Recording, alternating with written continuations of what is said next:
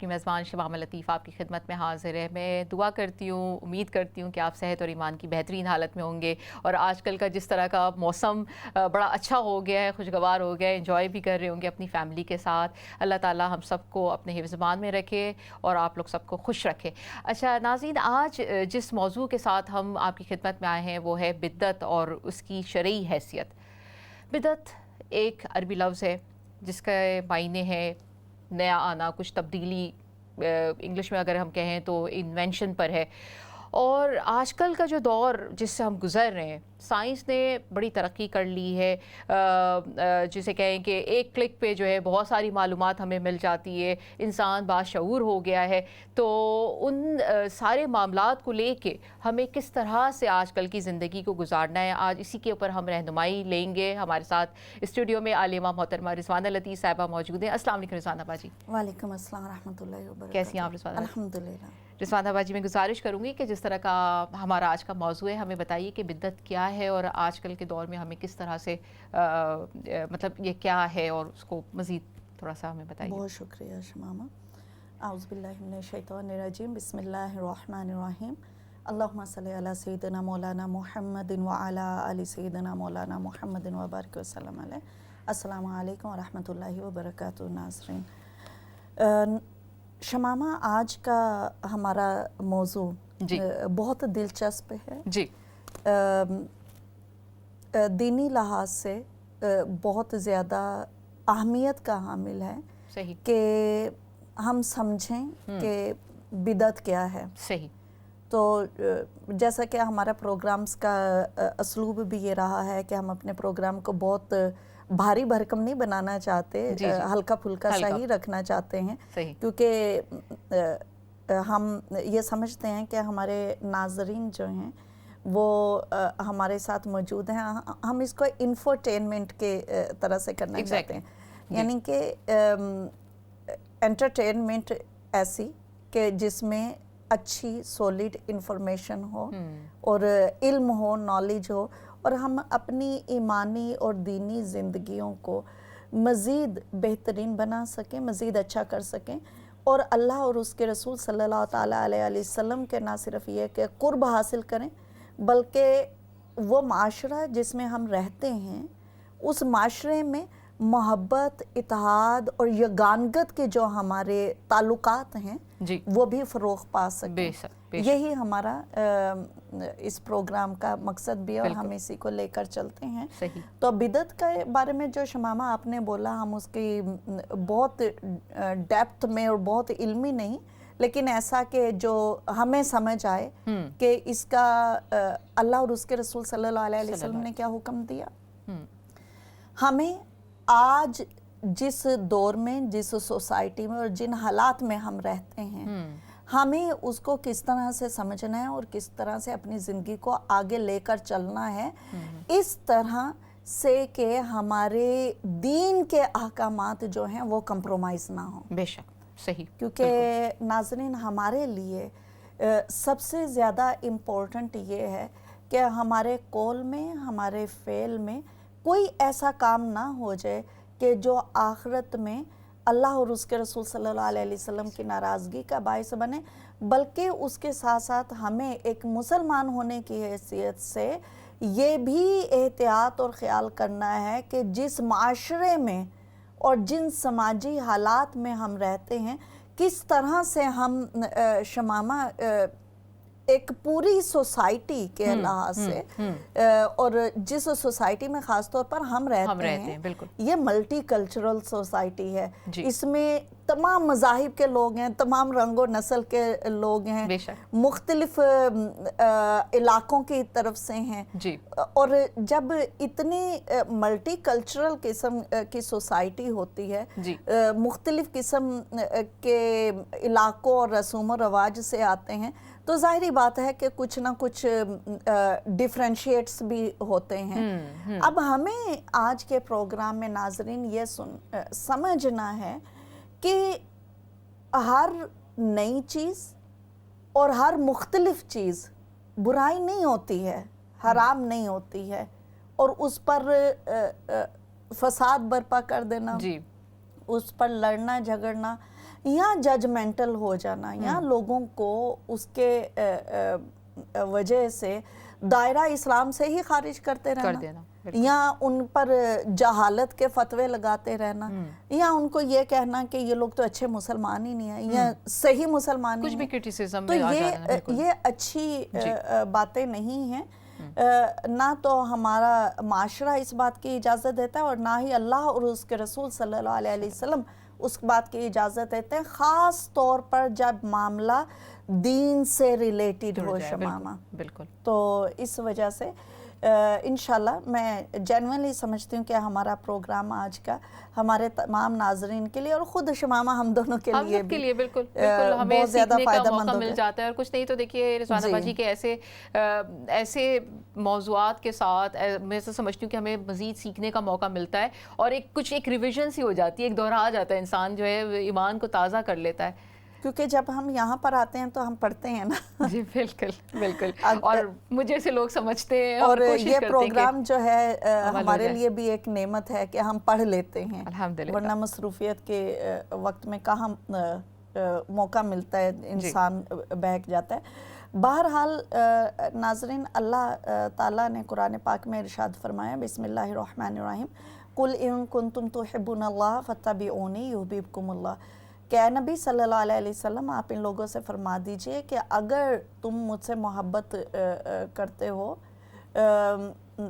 یعنی کہ اللہ تعالیٰ سے, اللہ تعالیٰ کہہ رہے ہیں کہ اے میرے محبوب صلی اللہ علیہ وسلم ان مومنین سے فرمائیے, آپ کے امتی جو ہیں ان کو بتاؤ کہ اگر تم مجھ سے, یعنی کہ اللہ تعالیٰ سے, کیونکہ قرآن میں نا اے نبی ان کو بتاؤ کہ اگر تم اللہ سے محبت کرتے ہو تو اس کا ایک ہی طریقہ ہے, اور وہ طریقہ یہ ہے کہ تم میرے محبوب کی اتباع کرو, اطاعت کرو. سبحان اللہ, سبحان اللہ. اور جب تم یہ کر لو گے تو کیا ہوگا کہ خود اللہ تعالیٰ تم سے محبت کرنے لگ جائیں گے. ہم سب ناظرین جانتے ہیں کہ محبت ایک ایسا تعلق اور ایک ایسا واسطہ ہے کہ جس میں جو محبت کرنے والا ہوتا ہے وہ یہ چاہتا ہے کہ نہ صرف یہ کہ وہ محبت کرے بلکہ اس سے محبت کی بھی جائے. اور یہی بات اللہ عز و جل اس آیت مبارکہ میں فرما رہے ہیں کہ اگر تم میرے نبی کی اتباع کرو گے تو میں تم سے محبت کروں. تم تو کرتے ہی ہو, سبحان اللہ, کیا بات, تم تو مجھ سے محبت کرتے ہی ہو, لیکن تم اگر میرے نبی کی اتباع کرو گے تو میں بھی تم سے محبت کروں گا. کیا بات. تو سبحان اللہ, یہ بڑی خوبصورت بات ہے. بدعت ناظرین کیا ہے؟ بدعت بیسیکلی دین میں کسی نئی چیز کو ایجاد کرنے کا نام بدعت ہے. یعنی کہ بدعت کا تعلق جو ہے ہماری مذہبی اور دینی معاملات سے ہے. اس کا تعلق عام طور پر دنیاوی معاملات سے نہیں ہے. نبی پاک صلی اللہ تعالیٰ علیہ وسلم نے ارشاد فرمایا کہ من احدث فی امرنا ھذا ما لیس منہ فہو رد. یعنی جس نے ہمارے دین میں ایسا طریقہ ایجاد کیا جس کا تعلق دین سے نہیں ہے تو وہ مردود ہے, یعنی دھتکارا ہوا ہے. اللہ تعالیٰ اس بندے کو پسند نہیں کرتے ہیں. تو بدعت کا سمپلی شمامہ آپ نے پوچھا تھا کہ بدعت کا معنی کیا ہے, تو جیسا آپ نے بھی بولا کہ بدعہ جو ہے یہ اصل میں عربی کا لفظ ہے, بدعہ سے نکلا ہے, یعنی کہ ثلاثی لفظ ہے. ثلاثی اس کو کہتے ہیں کہ جس میں ایکچولی 3 حرف ہوتے ہیں. تو بدعہ, بعد دال اور عین حرف ثلاثی, 3 حروف کا مجموعہ ایک لفظ ہے بدعہ, جس کا مطلب ہوتا ہے کوئی چیز کو شروع کرنا. اچھا. اور شروع کرنے سے مراد یہ ہے کہ یہ کبھی بھی نہیں تھی, اس کا کوئی تصور نہیں تھا, یہ ایگزسٹ ہی نہیں کرتی تھی, اور آپ نے ایجاد کر دیا. اچھا, صحیح, آپ نے شروع کر لیا. تو اس کو بدعہ کہتے ہیں, جس کو اسلام میں کہا گیا کہ بدعہ جو ہے اسلام میں جائز نہیں ہے. کہ ایک ایسا طریقہ جس کی اسلام میں کوئی پہلے نہیں تھی, ایگزسٹنس نہیں تھی, اس کو آپ اس طرح سے ایجاد کریں کہ آپ یہ سمجھنے لگ جائیں یا لوگوں کو یہ بتانے لگ جائیں، پریچ کرنے لگ جائیں کہ یہ دین ہے، اس کو بدعت کہتے ہیں۔ صحیح صحیح۔ تو جیسے اس کی مثال لے لیجئے کہ ہم سب جانتے ہیں کہ اللہ تعالیٰ نے ہم پر 5 نمازیں فرض کی ہیں۔ اگر کوئی کہے کہ نہیں چھٹی نماز بھی ہوتی ہے، صحیح، تو فرائض میں تو ظاہر ہے کہ 5 ہی کی بات، بالکل اللہ تعالیٰ نے تو 5 ہی کہے ہیں۔ صحیح۔ فرضوں کی تعداد زیادہ سے زیادہ 4 ہے، 3 فرض بھی ہوتے ہیں، 2 فرض بھی ہوتے ہیں، 4 فرض بھی ہوتے ہیں۔ ہم نے آج تک نہیں سنا کہ 5 فرضوں کا ایک سیٹ ہوتا ہے یا 6 فرضوں کا ایک سیٹ ہوتا ہے۔ اب کوئی یہ کہے کہ میں 4 فرض کے بجائے 5 فرض پڑھ لیتا ہوں، تو غلطی ہو جانا علیحدہ بات ہے۔ کبھی غلطی ہم سے ہو جاتی ہے کہ ہم بھول جاتے ہیں کہ 4 پڑھیں یا 5 پڑھیں، تو وہ غلطی سے 5واں پڑھ لیتے ہیں، تو اس کے بعد سجدہ سہو ہوتا ہے۔ صحیح، وہ ایک علیحدہ سے بات ہے۔ لیکن اگر کوئی یہ سوچے اور یہ پریچ کرنے لگ جائے کہ نہیں 5 فرض ہوتے ہیں تو آج سے آپ نے ظہر کے 4 فرض نہیں پڑھنے، 5 فرض پڑھنے ہیں، تو یہ بدعت ہے۔ اور یہ بدعت کی وہ قسم ہے کہ جو ایگزسٹنگ اسلام کا جو حکم ہے اس کو ریپلیس کر رہا ہے۔ تو بدعت کی بھی ہمارے علماء کہتے ہیں کہ دونوں طرح سے یہ اجازت نہیں ہے۔ ایک تو یہ کہ آپ دین میں کوئی ایگزسٹ ہی نہیں کرتی تھی چیز، بالکل، اور آپ نے وہ ایجاد کر لی کہ کوئی چھٹی نماز ہے ہی نہیں، بالکل، اور آپ کہیں کہ جی چھٹی نماز بھی ہے، تو ایگزسٹ ہی نہیں کرتی اور آپ نہیں لے کر آ رہے ہیں۔ وہ بھی آپ فرض ایسے عمل جو آپ کی ایسی بات ہے جو آپ کی فرض ہے اور آپ نے اس میں تو ظاہر ہے کہ بہت بڑی بات ہے۔ جی جی۔ تو دوسرا یہ ہے کہ دین میں تھا تو صحیح، لیکن آپ نے اس کو اتنا برے طریقے سے کیا کہ آپ نے کہا کہ نہیں، دین میں جو پہلی بات تھی وہ درست نہیں ہے، جو میں کہہ رہا ہوں وہ درست ہے۔ تو وہ بھی اس بات کی اجازت نہیں ہے جس کی ہم نے اگزامپل بات کی شمامہ ناظرین کے 4 فرض ہوتے ہیں، اور کوئی کہے کہ نہیں 4 کے بجائے آج سے ہم 5 فرض پڑھیں گے اور 4 کو ریپلیس کر دیں گے، تو وہ بھی درست نہیں ہے۔ ناظرین، احادیث میں بھی بدعت کے حوالے سے بہت کچھ ہمیں پڑھنے میں ملتا ہے۔ اگر ہم دین کا شمامہ جائزہ لیں تو اللہ تعالیٰ نے شرک کو ظلم عظیم بولا، کہ شرک جو ہے یہ اتنا بڑا ظلم ہے دین کے معاملات میں کہ اللہ تعالیٰ قیامت کے دن ہر گناہ معاف کریں گے اپنے کرم کے صدقے میں، لیکن ایک گناہ جو معاف نہیں ہو سکتا ہے وہ ہے شرک۔ صحیح، یعنی کہ اللہ تعالیٰ کے علاوہ بھی کسی اور کو معبود ماننا، یہ شرک ہے۔ تو اس کی بہت سخت ممانعت ہے۔ اسلام میں شرک کے بعد سب سے زیادہ جس چیز کی ممانعت آئی ہے وہ بدعت ہے۔ نہیں، اتنا زیادہ سخت حکم ہے۔ ایٹ دا سیم ٹائم ناظرین، اسلام اتنا خوبصورت اور اتنا متوسط دین ہے کہ اسلام افراط اور تفریط کی اجازت نہیں دیتا ہے۔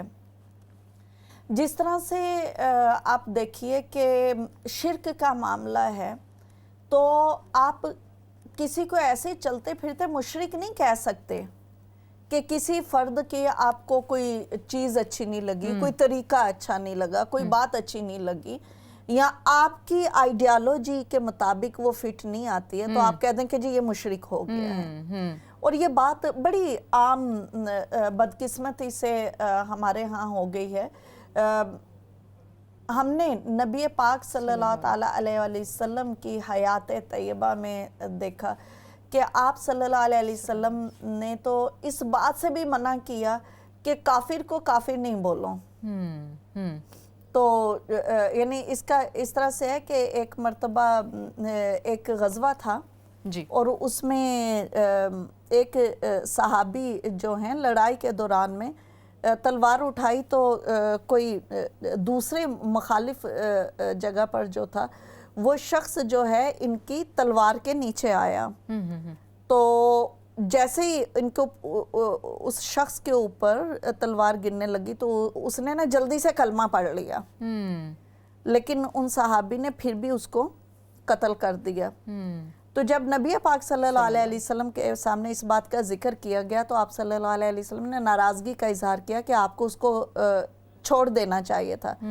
تو انہوں نے عرض کیا کہ یا رسول اللہ صلی اللہ علیہ وسلم وہ مسلمان نہیں تھا، ایکچولی وہ شخص جو ہے موت کے خوف کی وجہ سے اس وقت اس نے جلدی سے ایمان لے آیا۔ تو نبی پاک صلی اللہ علیہ وسلم نے شمامہ بڑا خوبصورت ارشاد فرمایا، آپ نے فرمایا کہ کیا تو نے اس کا دل چیر کے دیکھا تھا؟ کہ آپ کیسے اس بات کا فیصلہ کر سکتے ہو کہ کسی فرد کے دل کے اندر کیا ہے، جب ایک شخص آپ کو زبان سے کہہ رہا ہے تو ٹرسٹ ہم، اس کی بات کا یقین کرو۔ جان جو ہے اللہ تعالیٰ کا بہت بڑا تحفہ ہے، آپ صرف اس وجہ سے کہ آپ کا خیال آ رہا ہے کہ نہیں اسے ڈر کے کہ آپ اس کو قتل نہیں کر سکتے ہیں۔ تو ایک ایمان والے کے لیے ناظرین ہم سب جانتے ہیں کہ اس کی زندگی سے بھی زیادہ قیمتی جو متاع ہوتی ہے اس کے لیے شمامہ وہ اس کا ایمان ہے۔ بالکل بالکل۔ تو آپ کسی کے ایمان پہ اتنا بڑا ڈاؤٹ کیسے کر سکتے ہیں؟ مطلب بالکل یہ بات واقعی بہت غور کرنے کی، سمجھنے کی ہے کہ چھوٹی بات نہیں ہے، یہ بہت بڑی بات ہے، اور یہ ایمان کا تعلق تو ڈائریکٹ اللہ تعالیٰ سے ہے۔ جی، یہ دل کی کیفیت ہے اور اللہ تعالیٰ جانتے ہیں کہ کسی کا کیا ہے۔ تو دیکھیے کہ اگر کوئی بھی شخص کسی انسان کو ایسے چلتے پھرتے کہ اس کو لگ رہا ہے کہ اچھا یہ اپنے استاد کے ساتھ یا اپنے شیخ کے ساتھ بہت محبت کرتا ہے، یا یہ اپنے جو اس کے والدین وفات پا گئے ہیں یا اس کا استاد یا اس کا شیخ یا کوئی بزرگان دین میں سے کوئی وفات پا گیا اور ادھر وہ زیارت قبور کے لیے جاتا ہے، تو آپ کیسے کہہ سکتے ہیں کہ یہ شخص مشرک ہو گیا ہے؟ کیونکہ شرک کا مطلب تو بہت واضح ہے۔ تو اللہ اور اس کے رسول صلی اللہ علیہ وسلم اس باتوں سے ہمیں منع کرتے ہیں۔ اسی طرح سے جب بدعت ہوتی ہے تو آپ دیکھیے کہ بدعت کا کسی شخص پر فتویٰ لگا دینا یہ کوئی چھوٹی بات نہیں ہے، شرک کے بعد سب سے بڑا گناہ ہے، یعنی قتل بھی بعد میں آتا ہے۔ استغفر اللہ، کتنی بڑی بات ہے۔ قتل بھی گناہ ہے، لیکن قتل سے بھی بڑا گناہ جو ہے دین میں نئی بات کو کرنا ہے، کیونکہ شرک کے بعد سب سے زیادہ سخت حکم جو ہے وہ بدعہ کا ہے۔ تو ہمارے ہاں ناظرین یہ بات اتنی عام ہو گئی ہے کہ ہم ہر دوسرے شخص کو، بلکہ دوسرا بھی ذرا کم ہے، یعنی کہ ہم لوگوں کو ایسے لگتا ہے کہ اگر ہم 10 کے گروہ میں بیٹھے ہوئے ہیں تو ایک میں ہی مسلمان ہوں، باقی سارے جو ہے نا بس ایسے ہیں، یا مشرک ہیں یا بدعتی ہیں یا ان کا دین کامل نہیں ہے، یا وہ گنہگار ہیں یا جہنمی ہیں۔ تو یہ رویہ جو ہے، اس رویے کی اسلام ناظرین قطعاً اور ہرگز جو ہے اجازت نہیں دیتا ہے، اور ہمیں اپنے ان رویوں کو درست کرنا ہے۔ بالکل، اور رضوان باجی اس پہ تو بلکہ ہمیں اس طرح سے غور کرنے کی ضرورت ہے کہ کہیں ہمارے اس عمل سے اللہ تعالیٰ ناراض تو نہیں ہو رہا ہے؟ کیا ہماری نیکیاں تو نہیں ضائع ہو جائیں گی؟ کیا ہمارا ایمان تو نہیں خطرے میں چلا گیا کہ ہم کسی دوسرے اپنے مسلمان بہن بھائی پہ اس طرح کی نظر سے دیکھیں بھی، اس طرح سے سوچیں بھی، اس طرح سے کہیں بھی؟ جی جی شمامہ، جو حدیث پاک ہم لوگوں نے کہی کہ بدعت وہ ہے، یعنی کہ نبی پاک صلی اللہ علیہ وسلم نے فرمایا کہ جو شخص ہمارے دین میں ایسا طریقہ ایجاد کرے کہ جس کا تعلق دین سے نہیں ہے تو وہ مردود ہے۔ یہ کافی سٹرونگ حدیث پاک ہے، اور اس حدیث پاک کی تشریح کرتے ہوئے امام نووی علیہ رحمہ جو ہیں، جو کہ 676 ہجری میں جن کا انتقال ہوا، وہ فرماتے ہیں کہ یہ حدیث پاک جو ہے اسلام کے اصولوں میں سے ایک عظیم اصول ہے جس کو ہمیں فالو کرنا ہے۔ اور ناظرین ہم سب کو جی جان سے یہ کوشش کرنی ہے، جس طرح سے ہم شرک سے بچتے ہیں اسی طرح سے ہمیں बिदत से भी बचना है, लेकिन सवाल ये पैदा होता है कि बिदत क्या है। बिल्कुल बिल्कुल। तो मानी तो हमने बात कर लिया, उसका लफ्जी मफहूम पर भी हमने बात कर ली, लेकिन उसका शरई मानी क्या है, शरीयत में बिदअत क्या है। शमामा आपने बोला कि बिदअत क्या है, इसका मानी क्या है। मैंने कह दिया कि बिदअत का मतलब ये है कि किसी नए काम का आगाज करना। सही। शरीयत में बिदअत का मतलब ये है कि इस्लाम के बुनियादी असूलों में किसी ऐसी चीज़ का इब्तदा कर देना कि जिसकी असल दीन में नहीं है। अब जो है नए काम के आगाज़ के लिए, जैसे आजकल नाज़रीन हम अपनी ज़िंदगियों का मुशाहिदा करते हैं, तो कोई अगर कहे कि जी गाड़ी जो है ये बिदअत है या गाड़ी चलाना बिदअत है, तो वो इसमें नहीं आएगा क्योंकि उसका ताल्लुक दुनियावी मामलात से है। अगर कोई कहे कि हम अपने घर जो हैं बड़े बनाते हैं, घरों में कारपेट बिछाते हैं, तो इसका ताल्लुक भी एज सच दीन से नहीं है, क्योंकि ये हमारे ज़िंदगी के दुनियादारी के मामलात से इसका ताल्लुक है।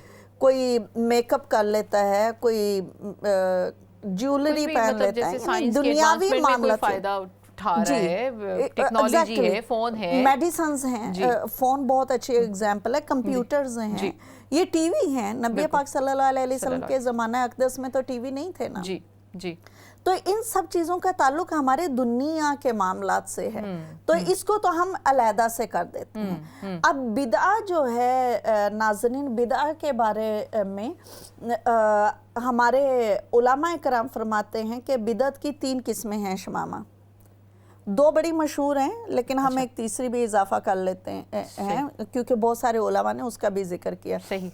वो कहते हैं कि एक जो है बिदअत सय्यिआ है, सही, यानी कि ऐसी शुरुआत कि जो बुराई की बाइस बनती है, बुराई पर मबनी है, बिदअत सय्यिआ जो कि हराम है और जिसकी इस्लाम में कोई भी किसी भी तरह की गुंजाइश नहीं है। दूसरी आ जाती है बिदअत हसना, यानी कि अच्छी चीज़ों की शुरुआत, जिसके इस्लाम में गुंजाइश भी है, उसका अज्र व सवाब भी है। इसके बारे में भी हम मज़ीद बात करेंगे। तीसरी आ जाती है बिदअत मुबाह, यानी कि मुबाह चीज़ों की शुरुआत, जिसका हमने पहले ज़िक्र किया। अब नाज़रीन, एक मुसलमान होने की हैसियत से हम सबको ये समझना है कि एक मुसलमान जो है ना, उसकी कोई दुनिया की और दीन की ज़िंदगी अलहदा से नहीं है, उसकी पूरी ज़िंदगी ही दीन है। यहाँ तक कि एक मुसलमान जो है खाना भी खाता है जी, तो वो ऐसा नहीं है कि जैसे मर्जी खा सकता है, जैसे मर्जी खा ले। बिल्कुल, उसको बताया है कि तुम क्या खा सकते हो, उसको बताया है कि किस तरह से खाओ। उसके लिए नबी पाक सल्लल्लाहु अलैहि वसल्लम की सुन्नत की रोशन मिसालें मौजूद हैं, बेशक, और उसके लिहाज से उसको सवाब भी मिलता है। अब देखिए कि हमने पढ़ा कि इबादत जो है उसका बहुत ज़्यादा अजर व सवाब है। ज़ाहिरी बात है कि आप अल्लाह ताला के बड़ाई बयान कर रहे हैं, आप रुकू और सजूद कर रहे हैं, आप जिक्र अज़कार कर रहे हैं, लेकिन कहा कि एक आलम दीन की नींद जो है वो इबादत से भी ज़्यादा बेहतर है। कब? अब क्या आलम दीन जो है वो इबादत से मुस्तस्ने है? ऐसा नहीं है। आलम दीन को उसकी इबादत का आम लोगों की निस्बत और भी ज़्यादा सवाब मिलता है, क्योंकि उसकी इबादत जो है ज़्यादा फाइन होती है, उसमें ज़्यादा खूबसूरती होती है, क्लैरिटी होती है। बिल्कुल सही, क्लैरिटी होती है। सही, प्योरिटी तो सभी की इबादत में होता है, उसकी इबादत में क्लैरिटी भी ज़्यादा होती है। तो अब आलिम की जो नींद जो है उसकी इबादत से ज़्यादा बेहतर कब बनती है? जबकि आलिम रात को ये सोचकर सोए कि मैं टाइम पर सो जाऊं, सुबह उठकर मैंने पढ़ाना भी है, क्या बात, ताकि मेरा दिमाग जो है वो तरोताज़ा रहे। क्या बात, क्या बात। तो उस सूरत में आलिम का सोना जो है उसके सारी रात जाग कर इबादत करने से ज़्यादा बेहतर है। सुभान अल्लाह, क्या बात, کیا بات ہے. تو یہ اسلام کا جو ہے طریق ہے. اب ایک بندہ مومن جو ہے اس لیے اگر کھانا کھاتا ہے کہ میں صحت مند رہوں تاکہ میں اللہ تعالیٰ کی عبادات جو ہے تازہ دم ہو کے کر سکوں, میں خدمت انسانیت کر سکوں وغیرہ وغیرہ, تو اس کا کھانا بھی عبادت ہے. اگر کوئی شخص جو ہے کاروبار اس لیے کرتا ہے, پیسہ اس لیے کماتا ہے کہ میں یہ چاہتا ہوں کہ میں ایک مسلمان ہوں, اور ایک مسلمان کو سٹرونگ ہونا چاہیے, اس کو مناسب لباس پہننا چاہیے, اس کا گھر بار مناسب ہونا چاہیے, تاکہ لوگوں کو یہ نہیں ہو کہ مسلمان جو ہے وہ تو زندگی میں ہوتے ہی ناکام ہیں.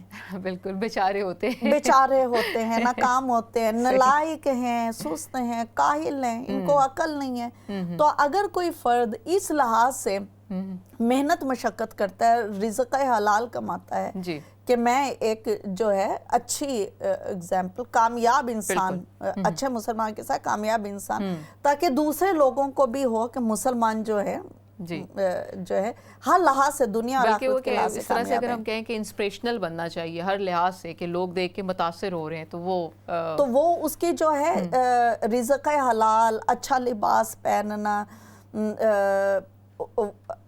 اچھے طریقے سے تیار ہونا, وہ سب بھی عبادت بن جاتا ہے. تو یہ جو بدعت ہے, مباح جو ہے, مباح کا تعلق انہی چیزوں سے ہے. صحیح, کہ ہم اچھے اچھے کھانے کھائیں, لذیذ کھانے کھائیں, یہ مباح ہے. اسی طرح سے اچھا لباس پہن لیں, یہ مباح ہے. اچھی گاڑی رکھ لیں, مباح ہے. اچھے گھر میں رہ لیں, مباح ہے. سائنس کی ایجادات کریں, ان سے فوائد اٹھائیں, یہ مباح ہے. خوبصورت گارڈنز بنائیں, مباح ہے. یعنی ہے یہ بھی بدعتیں, لیکن مباح ہیں جس پر دین پکڑ نہیں کرتا ہے. اور یہ مباح بدعتیں جو ہیں, کبھی ان میں گناہ کا اگر شائبہ ہو, تو اگر اسراف کرنے لگ جائیں, کہ کوئی شخص جو ہے اتنا مہنگا لباس پہننے لگ جائے کہ اور اس میں اسراف ہو, اور اس میں شو آف ہو, اس میں بے پردگی ہو, تو ظاہری بات ہے کہ وہ غلط ہے, مکروہ اور مکروہ تحریمی اور حرام تک بھی جا سکتا ہے. اسی طرح سے مباح میں اگر کوئی شخص گارڈن لگاتا ہے اور اس میں پھلوں کے درخت لگاتا ہے, یا کسی کو درختوں کا شوق ہے اور وہ پھلوں کے درخت لگاتا ہے, یا اور اس طرح کے, مباح تھا, لیکن وہ مباح جو ہے نیکی بننے لگ گیا ہے.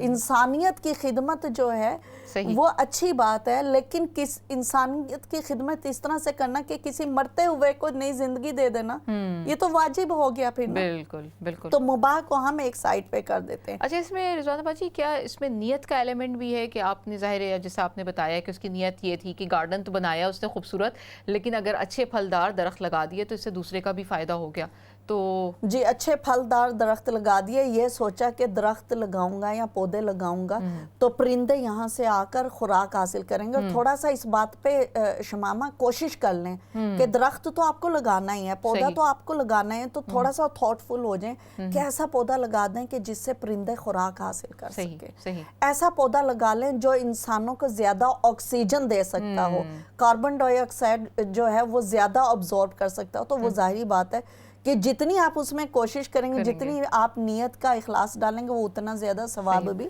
تو اسی طرح سے اگر ہم, آپ نے بتایا کہ لباس کی بات بھی ہے, اگر ہم موڈسٹ ہو کے ایک خوبصورت اپنی پریزنٹیبل طریقے سے کسی کے سامنے اپیئر ہوتے ہیں اور یہ سوچتے ہیں کہ ہم اسلام کے ایمبیسڈر ہیں, تو وہ ظاہر ہے کہ وہ پھر اگین وہی بات ہے کہ ثواب کے باعث بن جائے گا. اور جتنی آپ کی نیت بہتر ہوتی جائے گی, اتنا آپ کا جو ہے اس میں ثواب کا اضافہ ہوتا جائے گا. جیسے میں اکثر بہنوں کو کہتی ہوں کہ کوشش کریں, خاص طور پہ جو حجابی بہنیں ہیں شمامہ, کہ حجابی بہنیں اور دیندار لوگ جو ہیں وہ خوبصورت نظر آئیں, تاکہ لوگوں کا بھی ان کی طرح سے بننے کا جی چاہے. نئے نئے ڈیزائن لے کر آئیں, تراش خراش اچھی ہو, تاکہ لوگوں کو انسپائریشن ملے دین کے حوالے سے اور اچھے لباس کے حوالے سے. بالکل بالکل. تو اب جیسے آپ نے خوراک کی بھی بات کی, مطلب یہ اس طرح کے جو روزانہ کے معاملات میں ہم اس کا استعمال کرتے ہیں, خوراک عراق میں بھی ہم جیسے کہتے ہیں کہ یہ ایشین فوڈ ہے, یہ پاکستانی فوڈ ہے,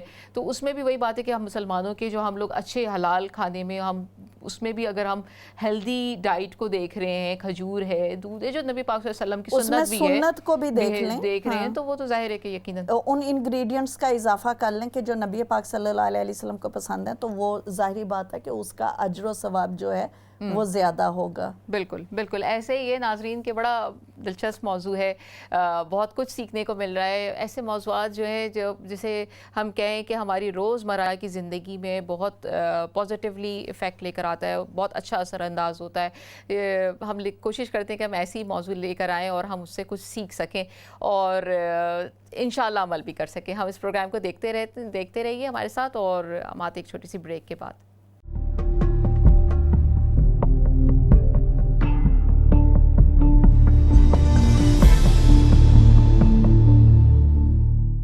السلام علیکم ناظرین, پروگرام آگے ہی میں ایک بار پھر آپ کی میزبان شمامہ لطیف آپ کی خدمت میں حاضر ہے. بریک سے پہلے جس موضوع پہ ہم گفتگو کر رہے تھے وہ تھا بدعت اور اس کی شرعی حیثیت.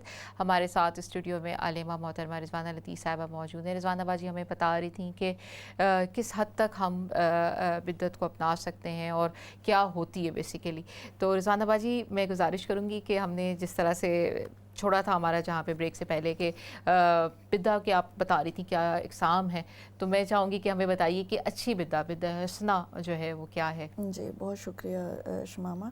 ناظرین, بدعت حسنہ کے بارے میں نبی پاک صلی اللہ تعالیٰ علیہ وسلم نے ارشاد فرمایا. مسلم شریف کی حدیث پاک ہے اور حدیث نمبر جو ہے 2351 ہے. آپ صلی اللہ علیہ وسلم نے ارشاد فرمایا کہ من سن فی الاسلام سنتاً حسنتاً, یعنی جس نے اسلام میں کوئی اچھی سنت کا آغاز کیا, فَعُمِلَ بِهَا بَعْدَهُ كُتِبَ لَهُ مِثْلُ أَجْرِ مَنْ عَمِلَ بِهَا وَلَا يَنْقُصُ مِنْ أُجُورِهِمْ شَيْئًا, یعنی کہ جس نے اسلام میں کوئی اچھا کام جاری کیا اور اس کے بعد اس پر عمل کیا گیا, تو اسے اس پر عمل کرنے والوں کی طرح اجر ملے گا, اور عمل کرنے والا جو ہے اس کے اجر میں کوئی کمی نہیں کی جائے گی. تو یہ جو حدیث پاک ہے اس کا اگلا حصہ بدعت سیئہ کے بارے میں ہے, جو کہ ہم سیئہ کے حوالے سے جب بات کریں گے تو اس میں کریں گے.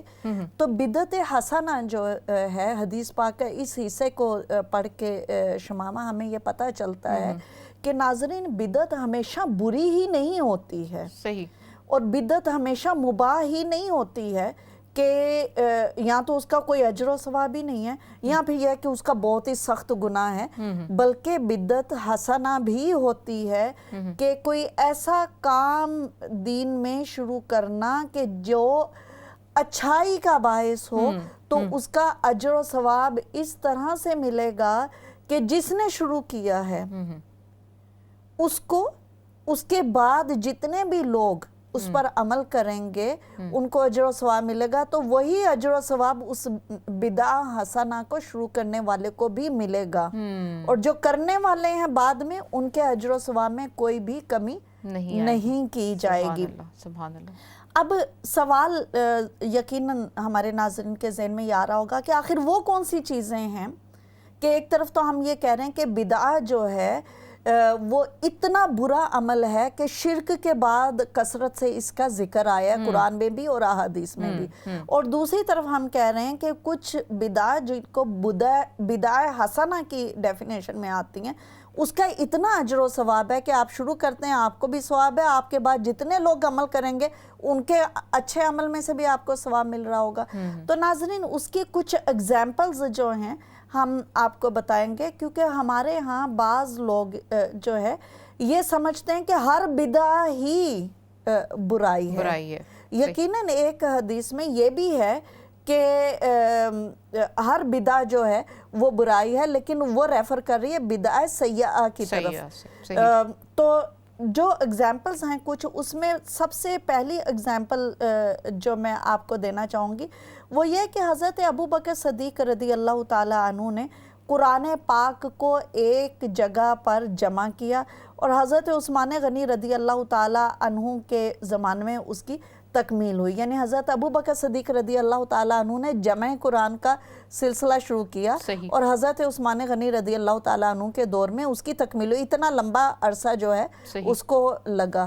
تو ناظرین ہم سب جانتے ہیں کہ جب قرآن نازل ہو رہا تھا شمامہ تو قرآن پاک جو ہے اس وقت کے حالات اور سیاق و سباق کے مطابق نازل ہوتا تھا آیتوں کی صورت میں. پوری صورتوں کے نزول کی اگزامپل ہمیں بہت ریئر ملتی ہے. آیات کی صورت میں قرآن پاک نازل ہوا. تو جب کچھ آیات نازل ہوتی تھی نبی پاک صلی اللہ علیہ وسلم اس کو تلاوت فرماتے تھے اور صحابہ اکرام اس کو زبانی بھی یاد کر لیتے تھے اور وہ صحابہ اکرام جو لکھ سکتے تھے وہ لکھ بھی لیتے تھے. تو اس وقت کوئی کتابیں تو ہوتی نہیں تھی, کوئی رائٹنگ بکس نہیں ہوتی تھی, بلکہ کوئی کھال پر کسی جانور کی سکن پر لکھتا تھا, کوئی لکڑی کے تختوں پہ لکھتا تھا, کوئی پتھر پہ لکھتا تھا, کوئی پارچہ جو ہوتا ہے اس پہ لکھتے تھے. تو اور وہ پھر آیات کی صورت میں موجود تھا, مختلف لوگوں کے پاس موجود تھا. تو ایک غزوہ ایک جہاد میں جب بہت سارے حفاظ کرام شہید ہو گئے تو جھوٹی نبوت کا دعوے دار تھا, اس کے خلاف جہاد کے لیے نکلے تو بہت زیادہ تعداد میں حفاظ شہید ہوئے. تو حضرت ابو بکر صدیق رضی اللہ تعالیٰ عنہ اور دوسرے صحابہ کرام رضی اللہ تعالیٰ عنہ کو یہ فکر لاحق ہوئی کہ کہیں ایسا نہ ہو کہ اتنی زیادہ شہادتیں ہو رہی ہیں تو قرآن پاک کو محفوظ کرنے کے لیے کیا ہوگا. تو پھر حضرت ابو بکر صدیق رضی اللہ تعالیٰ عنہ نے حکم دیا کہ قرآن پاک کو جس کے پاس بھی قرآن پاک لکھی ہوئی صورت میں موجود ہے وہ سب لا کر اکٹھا کرنا شروع کر دیں. اور یہ سلسلہ جاری رہا. حضرت عثمان غنی رضی اللہ تعالیٰ عنہ کے مقدس دور میں اس کا اختتام ہوا. تو آپ دیکھیے کہ اگر قرآن پاک ہمارے پاس ایک کتابی صورت میں موجود ہے تو اس کا کریڈٹ جو ہے ان خلفائے راشدین کو جاتا ہے. اگر وہ اس وقت یہ کام نہ کرتے تو کیا ہم تصور کر سکتے ہیں کہ ہم کس طرح کی سچویشن میں اس وقت ہوتے. دوسرا بہت خوبصورت کام جو اگزامپل ہمارے پاس ہے وہ حضرت عمر فاروق رضی اللہ تعالیٰ عنہ نے شروع کیا. شمامہ صلاۃ التراویح مسلمان جو ہیں بہت ہی شوق سے رمضان المبارک میں پڑھتے ہیں اور رمضان المبارک کی خوبصورت ترین چیزوں میں جس طرح سے سحری اور افطاری ہے اسی طرح کی اہمیت تراویح کو بھی حاصل ہے کہ مسلمان بہت جوش و خروش کے ساتھ پڑھتے ہیں. نبی پاک صلی اللہ علیہ وسلم کے زمانہ اقدس میں تراویح سب لوگ خود ہی انڈیویجولی پڑھا کرتے تھے, لیکن حضرت عمر فاروق رضی اللہ تعالیٰ عنہ نے ناظرین صلاۃ التراویح کو ایک امام کے نیچے جو ہے اس کو اکٹھا کر دیا اور جماعت کا حکم دے دیا کہ صلاۃ التراویح جماعت سے پڑھی جائے گی. تو وہ تراویح کی نماز جو لوگ انڈیویجولی پڑھا کرتے تھے وہ ایک جماعت کی صورت میں پڑھنے لگے جو آج بھی ہم پڑھ رہے ہیں. اور ہم سب جانتے ہیں ناظرین کہ جماعت کے ساتھ تراویح پڑھیں تو اتنا آسان ہو جاتا ہے اور بہت اچھا بھی لگتا ہے, روحانی طور پر بہت اچھا لگتا ہے.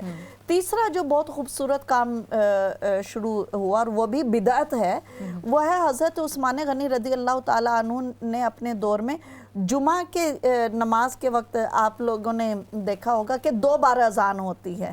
تو جو دوسری اذان ہوتی ہے جمعے کی نماز سے پہلے وہ حضرت عثمان غنی رضی اللہ تعالیٰ عنہ نے شروع کی تھی.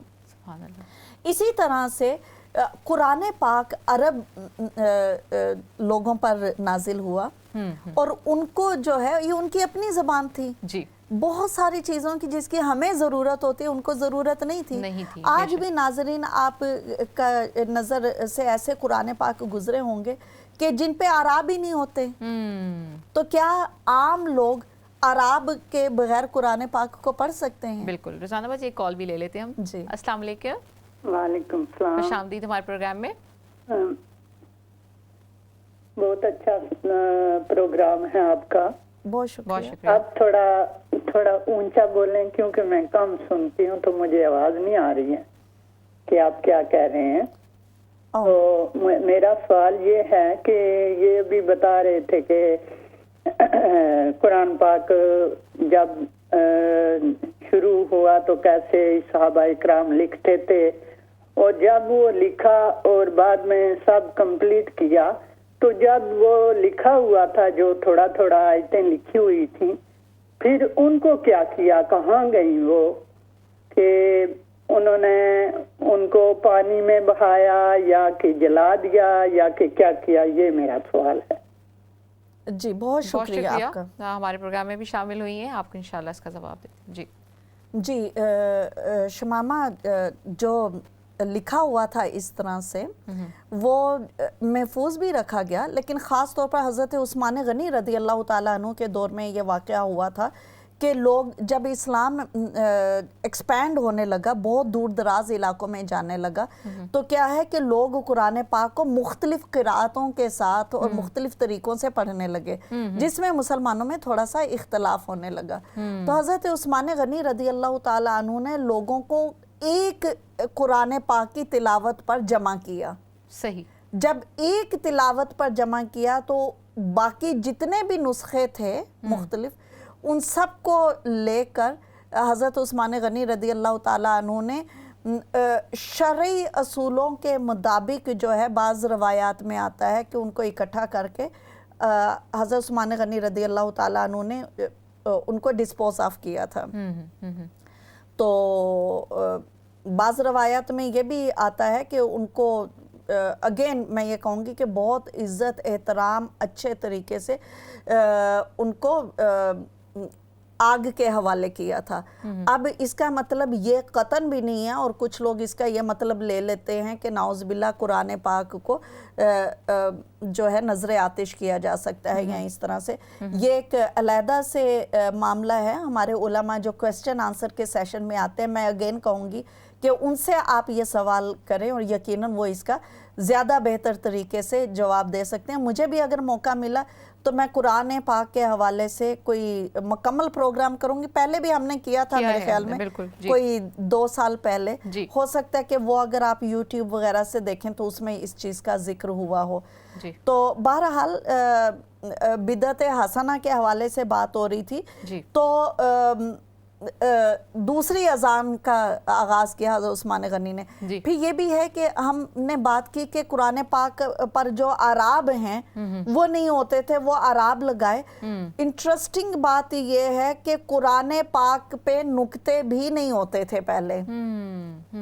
اگین عرب لوگوں کی اپنی زبان ہے, ان کو ضرورت نہیں تھی, وہ کر سکتے تھے. حجاج بن یوسف علیہ الرحمہ نے قرآن پاک پر اعراب بھی لگائے اور نقطے بھی لگائے.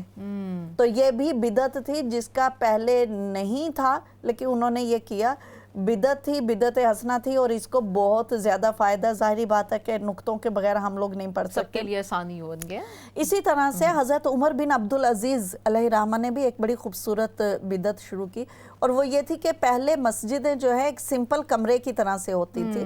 تو حضرت عمر بن عبدالعزیز نے کہا کہ مسجد میں جو ہے امام کے لیے ہر مسجد میں ایک علیحدہ سے محراب بنایا جائے کہ جس میں امام صاحب کھڑے ہو کر یا بیٹھ کر خطبہ دیتے ہیں. تو یہ بھی ایک بدعت تھی. اور ناظرین, ان چند ایک ایگزامپلز سے ہمیں یہ پتہ چلتا ہے کہ ہے یہ بھی بدعت, لیکن وہ جو ہے نا کہ ہر بدعت گمراہی ہے, اور ہر بدعت جو ہے وہ آپ کو جہنم کی طرف لے کر جاتی ہے. تو وہ ان چیزوں پر اور اس طرح کی دوسری چیزوں پر لاگو نہیں ہوتی ہیں. اس طرح کی بہت زیادہ چیزیں ہمیں آج بھی اپنے ہاں ملتی رہتی ہیں, جس کو آپ دیکھ سکتے ہیں, اور کبھی ضرورت پڑے تو آپ علماء اکرام سے اس کے حوالے سے رہنمائی بھی لے سکتے ہیں. شمامہ, ایک اور جو بدعت حسنہ کی بات ہو رہی ہے, بلکہ میرے خیال میں ہم بدعت سیئہ کی طرف چلتے ہیں پروگرام. بالکل جی, میں چاہوں گی کہ ہمیں بتائیے اس کے بارے میں. جی, بدعت سیئہ جو ہے وہ بنیادی طور پر ایسی دین میں شروعات ہے کہ جو دین کی اصل کو ڈسٹروئے کرے یا نقصان پہنچائے. صحیح. ایسی کوئی بھی بدعت حرام ہے, اس کی سخت ممانعت ہے, اور ایسی کوئی بھی بدعت شروع کرنے والا جو ہے جہنمی ہے. اب اس میں دیکھیے شماما کہ بعض لوگ یہ کہتے ہیں کہ جیسے ہم لوگ قرآن خوانی کرتے ہیں, تو لوگ کہتے ہیں کہ جی یہ بھی بدعت ہے. تو اب جو ہے دیکھنا یہ ہے کہ قرآن خوانی جو ہے بدعت ہے یا نہیں. چلیں مان لیتے ہیں کہ قرآن خوانی بدعت ہے. ایک نئی طریقہ شروع کیا کہ خواتین ایک گھر میں بیٹھ کر قرآن پاک مکمل ختم کرتی ہیں, دعا کرتی ہیں اور کھانا کھاتی ہیں. لیکن اس پوری محفل کے اگر انگریڈینٹس دیکھے جائیں تو وہ تلاوت کر رہی ہیں, وضو کے ساتھ ہے, ادب احترام کے ساتھ ہے, بعد میں حلال کھانا کھا رہی ہیں, اللہ پاک سے گریہ ازاری کر رہی ہیں, دعائیں کر رہی ہیں. تو اس میں کوئی بھی چونکہ دین کے اصل کے خلاف نہیں جاتا تو اس کو ہم بدعت نہیں کہہ سکتے. اسی طرح سے ایک ٹپیکل اگزامپل جو میں دینا چاہوں گی شمامہ, وہ ہے محافل میلاد کی یا عرس کی محافل ہوتی ہیں. تو اس میں جو ہے یہاں عید میلاد النبی مناتے ہیں. اب ان چیزوں میں اگر کوئی بھی فرد برے کام کر رہا ہے تو وہ آپ کو برائی کی نوعیت کو دیکھتے ہوئے بہت غلط جگہ پہ بھی لے جاتی ہے. میں آپ کو ریسنٹ اگزامپل دوں گی کہ میں پاکستان گئی اور عید میلاد النبی کا دن تھا. تو فیملی نے کہا کہ عید میلاد النبی کا ہو رہا ہے تو چلتے ہیں. میں نے عید میلاد النبی کی جو دیکھی وہ تقریبات دیکھی, تو میں خود بھی عید میلاد النبی مناتی ہوں, لیکن وہ دیکھ کر I was shocked اینڈ ہوریفائڈ, اور میں بھاگی وہاں سے کہ یہ تو بہت زیادہ غلط ہے. یعنی کہ نعتیں ایسے کر دیں کہ جس میں میوزک کا ایلیمنٹ آ گیا, اور الفاظ کا چناؤ صحیح نہیں ہے, مرد اور عورتوں کا اختلاط ہو گیا, اور اس کو جو ہے ایک میلے کا رخ دے دیا. دیکھیے عید میلاد النبی منانا جو ہے, فرض کر لیں کہ اس کی اسلام میں یہ نہیں ہے کہ اس کی کوئی اصل ہی نہیں ہے. صحابہ کرام بھی نبی پاک صلی اللہ علیہ وسلم کی پیدائش پر خوشی مناتے تھے, لیکن وہ نوافل کی صورت میں مناتے تھے. وہ آپ صلی اللہ علیہ وسلم کی نعتیں سن کے مناتے تھے, وہ آپ صلی اللہ علیہ وسلم کے طریقے کو اور پختہ پکڑنے کے ساتھ مناتے تھے. ہاں کچھ ملکوں میں جلوس نکلنے لگے کہ وہ جلوس نکالتے ہیں, نعتیں پڑھ رہے ہوتے ہیں, تبلیغ ہو رہی ہوتی ہے, وہ ٹھیک ہے. لیکن اگر اس کو ایک غیر شرعی چیزوں پر مبنی ایک اجتماع کر دیا جائے تو ظاہری بات ہے کہ وہ بدعت حسنہ سے شروع ہو کر وہ بدعت سیئہ تک اور بہت دور تک بھی جا سکتا ہے. میں رضوانہ باجی لیٹرلی 2-3 منٹ رہ گئے ہیں. میں چاہوں گی کہ صرف ہمیں یہ مختصراً بتا دیں کہ اکثر لوگ جو ہیں آج کل کے جو ماڈرن فیسٹیو ہوتے ہیں, جیسے برتھ ڈیز ہیں, نیو ایئر ہے, اور ان سب کو بھی اگر کوئی منا رہا ہوتا ہے تو اس کے معاملے میں بھی بہت, جیسے سوشل میڈیا پہ بہت سی چیزیں اٹھتی ہیں, کچھ کہتے ہیں صحیح ہے, کچھ کہتے ہیں غلط ہے, تو اس کے بارے میں بس ہمیں مختصراً بتا دیں. اس کے بارے میں ناظرین مختصر یہی کہنا چاہوں گی کہ چیزوں پر ایکسٹریم رویے نہیں اپنانے چاہیے ہیں. برتھ ڈے منانا, نیو ایئر کی سیلیبریشن کرنا یا جشن بہارا منانا, یہ سارے علاقائی قسم کی چیزیں ہیں, اور ہر تہذیب کی علیحدہ سے چیزیں ہوتی ہیں. تو اگر یہاں پر جیسے ہم رہتے ہیں نیو ایئر مناتے ہیں تو اس کا ٹوٹلی یہ کہہ دینا کہ حرام ہے تو وہ بھی درست نہیں ہے. اگر اس میں کوئی حرام کام ہو رہے ہیں تو وہ غلط ہے, اگر اس میں حلال کام ہو رہے ہیں تو وہ درست ہے. بے شک, بالکل. بہت شکریہ رضوانہ باجی. ناظرین, جو آج ہم نے سیکھا, جو ہم نے سمجھا, وہ یہی ہے کہ ہمیں کس طرح سے معاملات کو لے کے چلنا ہے. اللہ تعالیٰ نے ہمیں کس طرح, نبی پاک صلی اللہ علیہ وسلم کی سنت سے کس طرح سے ہمیں رہنمائی ملی ہے. ہم ہماری عبادتوں کو کس طرح سے مضبوط کر سکتے ہیں, ہم اپنی عبادتوں کو جو ہے کرنے سے پہلے کس طرح کی ہماری نیت ہے, ہم اپنی ان نیتوں کو کتنا صاف کرتے ہیں. اور ہم نے ایک اور بڑی زبردست بات سیکھی ہے کہ ہم کسی دوسرے کے اوپر سائز نہ کریں.